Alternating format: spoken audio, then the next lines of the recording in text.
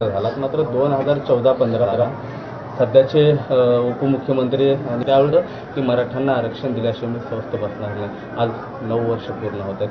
कसं पाहता आजही तुम्ही इथं पहिल्यांदाच आलाय, तुम्हीही साकडं घातलंय, तेही साकडे घालून गेलेले होते, त्याला 9 वर्ष होत आहेत. आम्ही साकडं घातलं, आम्हाला तर आशीर्वाद मिळालाच आणि त्यांना सुद्धा नगद नारायणाचं मिळालं, ते विसरले. त्यांना जितकीच बाकीच्याची गरज आहे ना तितकीच मराठ्यांची गरज आहे. मराठ्याला ग्राह्य धरताना ग्रहितही धरू नका. आता तुम्हाला ग्राह्य धरू नका आणि ग्रहितही धरू नका. तुम्हाला आता मराठ्यांच्या सामान्य पोराचा विचार करायला लागणार आहे. तुमच्या त्या हुलकावण्या खूप झाल्या, आता तसं होणार नाही. आता तुमचं आम्ही चालू देणार नाही. तुमच्या ज्या गप्पा चालल्या, तुमची जी पद्धत चालली, आमच्याकडे येऊन एक बोलायचं, तिकडे गेल्याच्या नंतर एक उचकायचे धंदे बंद करा तुम्ही. आता मी ओबीसी बांधवांना आवाहन करतोय की भावांनो, तुमच्या सामान्य माणसावरती तुम्हाला उचकवतील, सामान्य ओबीसी बांधवावर गुन्हे दाखल होतील. आमच्यावर सुद्धा सामान्य मराठ्यांच्या पोरावर झाले. आपण दोघांनी उचकायचं नाही यांनी सांगितलं. यांच्या प्रतिष्ठेसाठी एका रात्रीत हे सरकार बदलतं. हे राज्य आपले, जनता आपण या राज्याची. आपण आपल्यात अजिबात भेद होऊ द्यायचा नाही, मतभेद होऊ द्यायचा नाही. आपण कुणीही उद्रेकासारखं आंदोलन करायचं नाही. आपण कायदा सुव्यवस्थाही बिघडू द्यायची नाही. दोघांनी पण आपल्या प्रतिष्ठेसाठी आपण लढूयात. ते जसे त्यांच्या प्रतिष्ठेसाठी लढतात. 4-2 नेत्यांना खुश करण्यासाठी तुम्हीही टोकात आंदोलन करायचं नाही, आम्हीही करणार नाहीत. परंतु तुमचं हक्काचं आहे ते तुम्ही घ्या आणि जे आमचं आहे ते आम्हाला द्या. आपण संवादातून ते करा. परंतु तुम्हाला कुठेही धक्का लागत नाही, तरी पण आम्ही 50% आहोत. फक्त तुम्ही थोडासा विचार करून मतात आणि मनात परिवर्तन करा. आपल्यात काही होणार नाही आणि सरकारला आणि विरोधकांना दोघांनाही सांध मिळणार नाही. देवेंद्र फडणवीसांची भूमिका तुम्हाला आश्वासक वाटते का? नाही, आता आम्ही शिंदे साहेबाकडे बघतोय की शिंदे साहेब मराठा समाजाला 100% आरक्षण देऊ शकतात. हे सगळ्या मराठ्यांना असं वाटतंय की तेच देऊ शकतात. आता त्यांनी सगळ्यांनी मिळून आमची वेळ घेतली. मग त्याच्यात उपमुख्यमंत्री बी आले 2, परत CM साहेब पण आले, विरोधी पक्ष पण आले.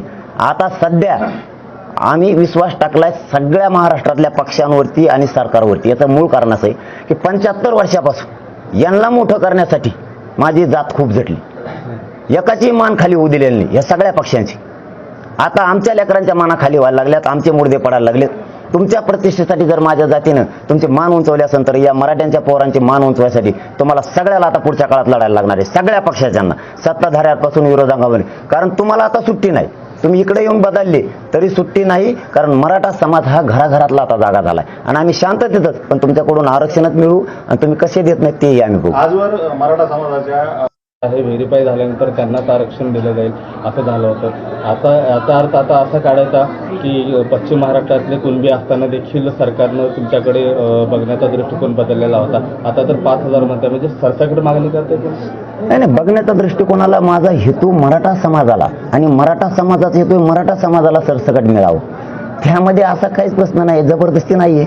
मला जर एखादं पत्र घ्यायचं नसेल, कायदा पारित झाल्याच्या नंतर मी घेऊ शकत नाही. जोर जबरदस्ती नाहीये. तुम्हाला तहसीलदार SDM घरी येऊन म्हणणार नाहीये की हे मराठ्यांना कुणबी प्रमाणपत्र दिलेत आणि तुम्ही हे धरा आता, असं होणार नाही आणि तसं होत नसतं. जबरदस्ती नाहीये. ज्याला काढायचं ते काढतील. गोरगरीब मराठ्यांचं कल्याण होईल. कुणी आडवं पडू नये. कुणी आडवं पडल्यानं सामान्य मराठ्यांच्या पोरांचं कुणी पाप डोक्यावर आता घेऊ नये.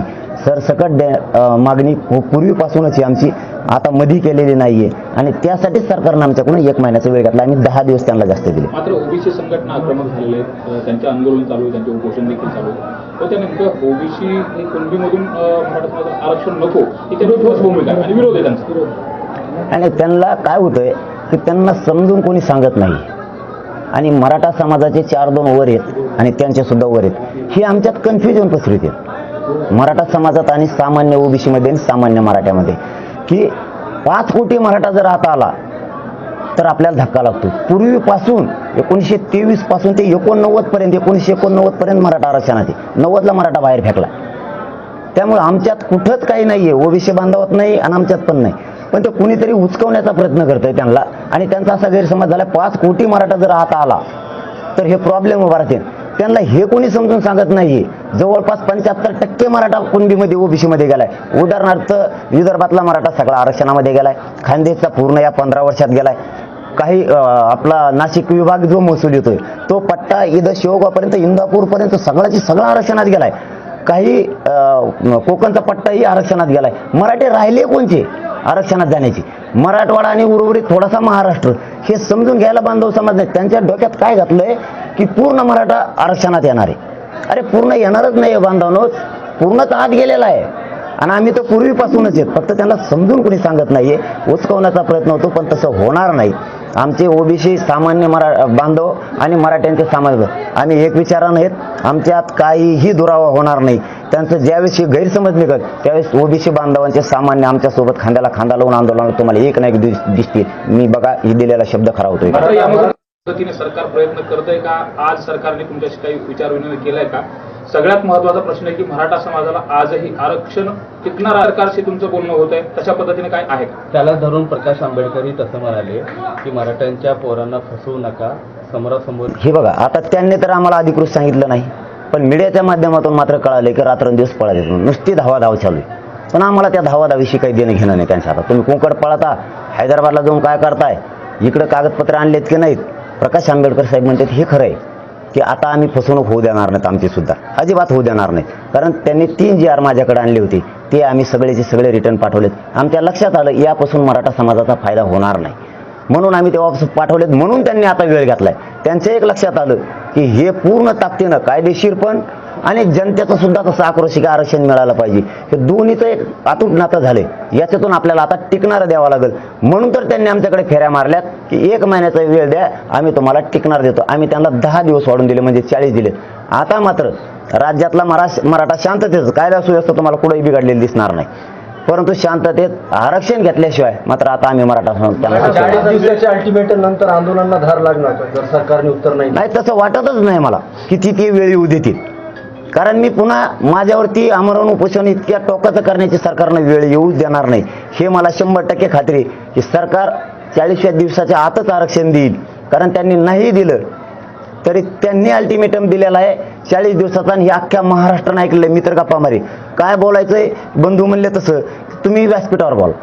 तुम्हाला नाही म्हणायचंय तुम्ही मला इथं सांगा आरक्षण देत नाही, हो म्हणायचंय इथं सांगा आणि तिथं येऊन सांगितलं देतो म्हणून. सगळ्या महाराष्ट्रानं ऐकलं, आपल्या बंधूने ऐकलं. कारण मी कानाकोपऱ्यात जात नाही, कोपऱ्या कापऱ्यात जायचं नाही, कानात बडबड करायची नाही, अजिबात बोलायचंच नाही. तुला काय मांडायचं समोर मांडायचं.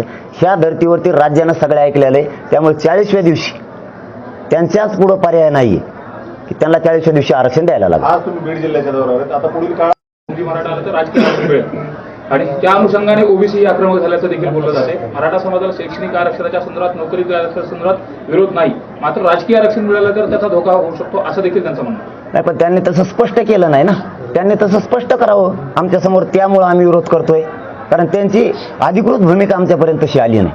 तशी असेल तर त्यांनी मांडावी, आम्ही दुरुस्ती करू आमच्यामध्ये. पण आता यातून तुम्हाला राजकीय आरक्षण देखील मागायचं का? कुणबी प्रमाणपत्र मिळालं तर राजकीय देखील होणारच नाही. नाही तो मूळ मुद्दाच आत्ता नाहीये, त्यांचाही नाही आहे आणि आमचा पण नाही. आमचा मूळ उद्देश आता असा आहे की मराठा समाज हा पूर्वीपासून शेती कसणारा समाज आहे. विदर्भाला तुम्ही आरक्षण दिलं कुणबी मराठे म्हणून. 83 क्रमांकावर असं 2004चा JR असं सांगतो की कुणबी आणि मराठे एक आहेत, म्हणजे तत्सम आहे, म्हणजे तसाच आहे. तोच प्रकारचा हा मराठा सुद्धा शेती करणार आहे. मग बाकीच्यांच्या जर पोट जाती म्हणून तुम्ही आरक्षणामध्ये घालू शकता, तर मराठ्यांची कुणबी म्हणून पोटजात का घालू शकत नाही? तुम्हाला समित्या कशाला पाहिजेत? समितीची आवश्यकता नाही, कशाच्या आधाराची आवश्यकता नाही. तरी पण तुम्ही शब्द काढला सरकारनं आम्हाला टिकाऊ द्यायचंय, म्हणून आम्ही समितीला होकार दिलाय. आता तुम्हाला 5,000चा पुरावा आपल्याच माध्यमातून कळाले, हा खूप झाला. आता तुम्हाला सरसकट देणं सहज शक्य आहे आणि तुम्हाला ते द्यायला लागणार. 1990ला कुणी बाहेर काढलं मराठा आरक्षणाच्या संदर्भात? नाही, त्या संदर्भात मी 24 तारखेपर्यंत बोलणार, कारण त्या दिवशी 40वा दिवस पूर्ण होतोय. 30 दिवस हे 14 तारखेला पूर्ण होतात. 14 तारखेला आम्ही राज्यातल्या मराठा समाजाचा कार्यक्रम अंतरावली या ठिकाणी लावलाय. आम्ही शांततेत तो कार्यक्रम घेणार आहेत. फक्त सरकारला एवढंच आमच्यात संवाद घडवणार आहेत. मराठा समाजाने आम्ही आतापर्यंत काय झालं त्याच्यासाठी तो कार्यक्रम आहे. सरकारने राहिलेले जे 10 दिवस आम्ही बोनस दिलेले त्याच्यात मराठा समाजाला आरक्षण द्यावं यासाठी कार्यक्रम घेतलाय. आता ते पुढच्या टप्प्यामध्ये 24 तारखेला आम्ही तुमचं आरक्षण सत्तेचे लाभ घेतले, परंतु ते सामान्य मराठा समाजातील तरुणांना मिळाले नाही असं तुम्ही नेहमी म्हणताय. आता आरक्षण मिळाल्यानंतर तरी तसं होईल का? आणि सामान्य मराठा तरुण पुन्हा प्रवाहात येईल का? सामान्य मराठा समाजाचा विद्यार्थीच प्रवाहात आणण्यासाठी हे प्रयत्न चालू आहेत आमचे, आणि कसोशीचे चालू आहेत. तुमचा दुसरा प्रश्न असा आहे की मराठा समाज पहिल्यापासून सत्तेत राहिला. मी टॅली केली, आमच्यापेक्षा 3 वर्ष ओबीसींची जास्त सत्ता आमच्या राज्यावर. ते समज गैरसमज आहे, पण यांनी भोगलं. याचा अर्थ काय यांची बाजू नाही घेत मी. यांनी केलं असतं तर आमचं मागच कल्याण झालं असतं. हे तर नीट नाही, म्हणून तर आमच्या सामान्य मराठीवर ही वेळ आली ना. हे तर नीट नाही, आमचंच धड नाही तर दुसऱ्याला म्हणून काय करायचं. म्हणून आता मात्र सुट्टी नाही. नगद नारायणाच्या चरणी आम्ही आता आशीर्वाद पण घेतलाय आणि आम्ही आता दौरा उद्याच्याला सुद्धा घोषित करतोय. राज्यात सुद्धा आम्ही शांततेत सगळीकडे आवाहन करतोय. मराठा समाजाच्या एकाही माणसानं आत्महत्या करायची नाही, कोणी कायदा सुव्यवस्था बिघडणं असं काही करायचं नाही हे सांगण्यासाठी आता आम्ही बाहेर पडलोय. पण सरकारला 40व्या दिवशी आरक्षण द्यायला लागेल हे मात्र मी मराठा समाजाची जी ताकद एकवटली ही वायाला आम्ही कोणीच जाऊ देणार नाहीत आणि कसे देत नाहीत ते आम्ही बघणार. 40 दिवसात शासनाकडनं जवळपास 65 लाख लोकांचे जे तपासण्या आहेत, कागदपत्र ते तपासण्यात, मात्र त्यापैकी केवळ 5,000च प्रमाणपत्र कुणबी नावाचे येतात. आता तुमचं म्हणणं काय आहे? आणि कुठलाही कायदा बनवताना आधार लागतो आणि तो आधार खूप झाला. 5,000 म्हणजे खूप प्रमाणपत्र झाले. महाराष्ट्रातल्या मराठा समाजाला सरसकट प्रमाणपत्र वाटप करण्यासाठी कायदा बनवायला आधार लागतो तर आधार खूप आहे. त्या दिवशीच गिरीश महाजन साहेब आले होते. त्यावेळेस त्यांनी सांगितलं की तुम्ही म्हणताय 4 दिवसातच द्या, पण ते टिकेल का नाही याची आम्हाला शंका येते, म्हणून तुम्ही 1 महिन्याचा वेळ द्या, आम्हाला आधार घ्यायला लागतो. ठीक आहे, तुम्ही समिती पण नेमली, आता समितीकडे 5,000 पुरावे झाले. एका पुराव्याच्या आधारावर महाराष्ट्रातल्या मराठा समाजाला तुम्ही आरक्षण देऊ शकता. 5,000 तर खूप झाले, आता तर तुम्हाला द्यायलाच लागेल कारण शब्द तुमचे. त्यामुळे महाराष्ट्रातल्या मराठा समाजाला तुम्हाला आरक्षण द्यायला लागेल. मात्र मध्यंतरी असं केला, त्यानंतर आज बीडमधला पहिला तुमचा दौरा आहे आणि आज योगायोगानं तुम्ही गडावरती इथं दाखल झाला. महंतांनी देखील तुमचा सत्कार केलेला आहे. काय साकडं घातला आज इथे? नाही, सत्कार नाही, महाराजांचा आशीर्वाद घेण्यासाठी आलो. कारण हे दैवत आहे आमचं सगळ्यांचं आणि दैवताकडं दर्शन घेताना एकच साकडं घातलं की सरकारनं 1 महिन्याचा वेळ घेतलाय, आम्ही त्यांना 40 दिवसाचा दिलाय. त्यांना सद्बुद्धी नगद नारायण देव आणि मराठ्यांचा पिढ्याना पिढ्या रखडलेला मराठा आरक्षणाचा प्रश्न त्यांनी मार्गी काढावा हे नगद नारायणाच्या चरणी मी साकडं घातलंय आणि शेतकऱ्यांनाही भरभरून पीक येऊ दे, पाऊसही पडू दे हेही साकडं घातलंय. 40 दिवसाचा तुम्ही अल्टिमेटम दिला होता. आता मागणी काय सरसकट करणार आहेत का? तसं नाही तर पुढचा पाऊल काय आहे? नाही, आम्ही अल्टिमेटम दिलेला नाही. सरकारनं आणि राज्यातल्या सगळ्या पक्षांना मिळून ठराव केला की 1 महिन्याचा वेळ द्यावा, आम्ही मराठा समाजाला टिकणारं आरक्षण देतो, मराठा समाजाला महाराष्ट्रातल्या सरसकट कुणबी जात प्रमाणपत्र देतो असं सरकारने आम्हाला सांगितल्यामुळं आम्ही त्यांना 30 दिवसाचा वेळ दिला. एक्स्ट्राचा जास्तीचा 10 दिवस म्हणजे एकूण 40 दिवस दिलेत. ते आता त्यांनी ठरवावं. मराठ्यांना आरक्षण देणं हे त्यांचा आता क्रमप्राप्त आहे आणि मराठी आम्ही तर आंदोलन त्याशिवाय थांबवणार नाहीत. आम्हाला आता मात्र महाराष्ट्रातल्या सगळ्या मराठा समाजाला सरसकट कुणबी जात प्रमाणपत्र पाहिजे. तुम्ही तर ती मागणी आणि वेगवेगळे समाज आरक्षण मागतात. या टायमिंग पाठीमागे काही राजकारण आहे किंवा कोणी आहे असं मला वाटतं? नाही, ते मला नाही सांगता येणार. समजा त्यांचे काय डाव असतील ते डाव टाकायला पक्के येतं, परंतु ज्याचा त्याचा अधिकार आहे लोकशाहीप्रमाणे. त्यामुळे धनगर बांधवही करतोय, ओबीसी बांधव करतो.